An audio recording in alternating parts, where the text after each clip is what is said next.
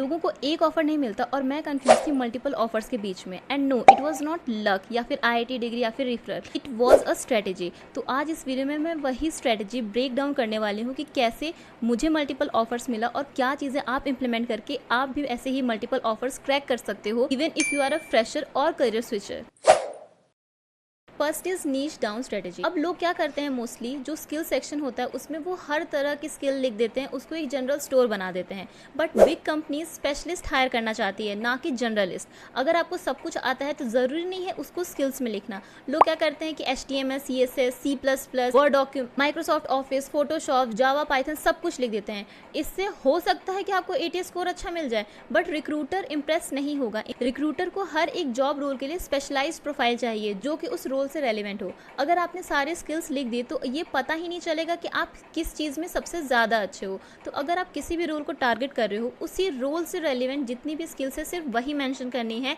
For example, आप data analyst बनना चाहते हो तो पाइथन लिखिए, SQL लिखिए, power BI, Tableau, statistical analysis, reporting, dashboarding, ये सब लिखिए। अब ना कि HTML या फिर C++, इनका कोई काम ही नहीं है डेटा एनालिसिस में।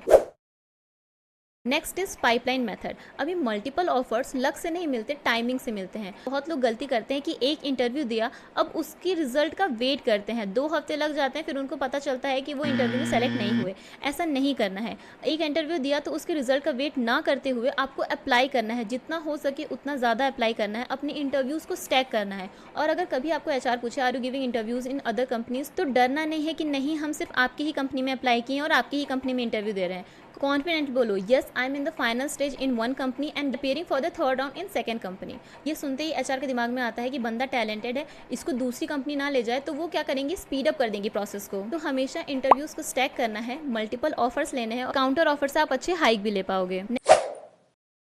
नेक्स्ट बात करते हैं when and where to apply. Timing बहुत मैटर करती है। हमेशा मॉर्निंग में ही अप्लाई करना है, उसी टाइम रिक्रूटर ज़्यादा एक्टिव रहते हैं। तो 20 से 30 कंपनी में एटलीस्ट आपको अप्लाई करना है, चाहे आप किसी भी प्लेटफॉर्म पे कीजिए। लिंक्डइन सबसे बेस्ट है, देन आ जाता है आपका नौकरी, और उसके बाद स्टार्टअप्स के लिए आप एंजलिस्ट, इंस्टा हायर और वेल फाउंड को यूज़ कर सकते हो। स्टार्टअप्स में रिस्पॉन्स रेट ज़्यादा होते हैं as compare to the big companies, तो उसमें भी आप अप्लाई कर सकते हो। और अगर आप किसी बड़े कंपनी को टारगेट कर रहे हो तो उसे करियर पेज पे जाके अप्लाई कीजिए, क्योंकि वहाँ पे लिटरली हाफ हो जाता है कॉम्पिटिशन। जिस भी जॉब पोस्ट पे आप अप्लाई कर रहे हो वो देख लीजिएगा कि लास्ट 24 आवर्स में पोस्टेड है कि नहीं। अगर वो पुराने पोस्ट है और उस पर अगर आप अप्लाई कर रहे हो, then it's a waste of time. अब बात करते हैं लिंक्डइन प्रोफाइल की, जिसको नॉर्मली लोग इग्नोर ही करते हैं। मैं आपको सच बात बताती हूँ, एल्बर्टसन, जिससे मुझे ऑफर भी आया है, उसका जो इंटरव्यू इनवाइट था वो मुझे डायरेक्टली लिंक्डइन पे आया। रिक्रूटर ने खुद मुझे कांटेक्ट किया, saying your profile come up in our search for data scientist profile and your skills and experience looks completely relevant for what we are looking for. आपको मैं प्रूफ भी दिखा देती हूँ। ये मैसेज मुझे डायरेक्टली लिंक्डइन पे आया है। मैंने अप्लाई भी नहीं किया था एल्बर्टसन में, सिर्फ मेरी लिंक्डइन प्रोफाइल देख के इन्होंने मुझे मैसेज किया। फिर मैंने अपना रिज्यूमे शेयर किया, 3-4 इंटरव्यू राउंड हुए और मुझे इनसे ऑफर लेटर भी मिल गया। तो आप देख सकते हो लिंक्डइन कितना ज़्यादा पावरफुल प्लेटफॉर्म है। अगर आप लिंक्डइन प्रोफाइल ऑप्टिमाइज नहीं करते हो, उसको इग्नोर करते हो, उस पर एक्टिव नहीं रहते हो, कनेक्शन रिक्वेस्ट नहीं बनाते हो, तो आप एक बहुत बड़ी चीज़ को आप मिस आउट कर रहे हो। अगर आपका रिज्यूमे शॉर्टलिस्ट होता है तो रिक्रूटर आपके लिंक्डइन प्रोफाइल पर जाएगा, और अगर उसको लगता है कि आपका लिंक्डइन प्रोफाइल ऑप्टिमाइज नहीं है तो वहीं आपके शॉर्टलिस्ट होने के चांस थे वो खत्म हो जाते हैं। अगर आपको कंप्लीट वीडियो चाहिए कि लिंक्डइन को कैसे मैंने ऑप्टिमाइज किया, किस तरीके से मुझे इंटरव्यू कॉल्स आना शुरू हुए लिंक्डइन से, तो ज़रूर से कमेंट कर दीजिएगा लिंक्डइन प्रोफाइल। मैं उस पर एक कंप्लीट गाइडेड वीडियो लेके आऊँगी कि किस तरीके से आप अपने लिंक्डइन प्रोफाइल को ऑप्टिमाइज़ कर सकते हो, क्या क्या टिप्स एंड ट्रिक्स होते हैं। नेक्स्ट बात करते हैं इंटरव्यू प्रिपरेशन की। अब लोग क्या करते हैं, लोग फॉलो करते हैं स्टडी एवरीथिंग वाला कंसेप्ट, बट मैंने फॉलो किया स्टडी स्मार्टर वाला कंसेप्ट। मतलब मैंने सिर्फ उतनी ही चीज़ें पढ़ी जितनी ज़रूरी है इंटरव्यूज़ के लिए।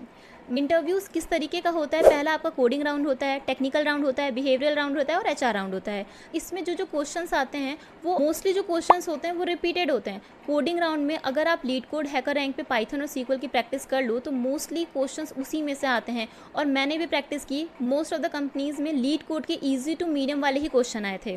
कंसेप्ट की बात करूँ तो जो भी स्किल्स आपको आती है उसमें से जो इंपॉर्टेंट टॉपिक्स हैं जिसमें सच में आप कंपनी में वर्क करते हो, जैसे कि अगर मैं स्टैटिस्टिक्स की बात करूँ तो इसमें में क्या सबसे ज़्यादा मेन होता है, हाइपोथेसिस टेस्टिंग, कॉन्फिडेंस इंटरवल, ये मेन एप्लीकेशन होता है कंपनीज़ में। या फिर अगर मैं मशीन लर्निंग की बात करूँ तो मशीन लर्निंग में एल्गोरिदम्स के कंसेप्ट मेन होते हैं। ओवर फिटिंग, अंडर फिटिंग आप कैसे सॉल्व करोगे, ये सब मेन होता है। ना कि आपसे पूछा जाएगा डिफरेंस बिटवीन स्ट्रक्चर डेटा और अनस्ट्रक्चर डेटा, ये सब बेसिक चीज़ें नहीं पूछी जाती हैं। सिर्फ वही कंसेप्ट पूछे जाते हैं जो कि आप कंपनी में एक्चुअली में अप्लाई करने वाले हो। सो हर एक स्किल का इंपॉर्टेंट चीज़ें ही आपको सीखनी है। देन बात करते हैं सिनेरियो बेस्ड क्वेश्चन के। अभी सिनेरियो बेस्ड क्वेश्चन मोस्टली आपका जो एक्सपीरियंस है, जैसे आपने कंपनी में काम किया या फिर अगर आपने कोई प्रोजेक्ट किया, उसी से रिलेटेड पूछा जाता है। तो मोस्ट कॉमन इंटरव्यू क्वेश्चंस हैं, उनकी प्रिपरेशन ऑलरेडी आप करके रखिए और प्रोजेक्ट्स में से ऐसे कुछ स्टोरीज बना के रखिए, जैसे कि आपका मोस्ट सक्सेसफुल प्रोजेक्ट क्या था, चैलेंजिंग प्रोजेक्ट, फेल्ड प्रोजेक्ट क्या था, रीसेंट प्रोजेक्ट क्या था। ये सारी स्टोरी आपके पास ऑलरेडी क्रिएटेड होनी चाहिए। तो आपको सोचने का टाइम नहीं मिलता। अगर आप कॉमन क्वेश्चंस के या फिर प्रोजेक्ट की जो स्टोरीज है ये ऑलरेडी बना के रखोगे तो आप क्विकली आंसर भी दे पाओगे, प्लस आपको जो आंसर रहेगा वो स्टार बेस्ड मेथड फॉलो करेगा।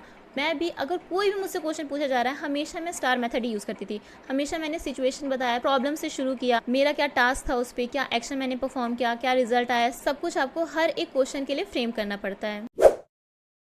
फर्स्ट बात करते हैं ऑफर कंपैरिजन की। जैसा मुझे भी बहुत कंफ्यूजन हुआ था, बट मैंने कुछ ऐसे पॉइंट्स को देखा, उसके अकॉर्डिंग ही मैंने ऑफर एक्सेप्ट किया। अभी मैं न्यूरॉन 7 में as a senior data scientist work कर रही हूँ, बट इसके अलावा भी मेरे पास बहुत सारी कंपनी के ऑफर लेटर थे। तो मैंने कैसे कंपेयर किया, सिर्फ नंबर्स पे फोकस नहीं करना होता है कि हाँ जो हाईएस्ट सीटीसी दे रहा है उसी कंपनी को ज्वाइन कर लेते हैं। कुछ पॉइंट्स हैं जो आपको देखने पड़ते हैं। फर्स्ट पॉइंट है वर्क लाइफ बैलेंस। अगर आपको हाइब्रिड या फिर रिमोट वर्क मिल रहा है तो वो ज़्यादा बेटर है as compare to the 5 days office वाला जॉब। अब वो सैलरी भी ज़्यादा दे दे तो भी अगर आप 5 दिन जा रहे हो तो उसके अलावा आप कुछ नहीं कर पाओगे, सिर्फ कंपनी को ही टाइम दे पाओगे। तो work life balance is more important than the CTC. Second point है टेक स्टैक। अब कौन कौन से स्किल्स आप यूज़ करोगे, कौन कौन से टूल्स पे आप वर्क करने वाले हो, ये कंपैरिजन करना बहुत ही ज़्यादा इंपॉर्टेंट है।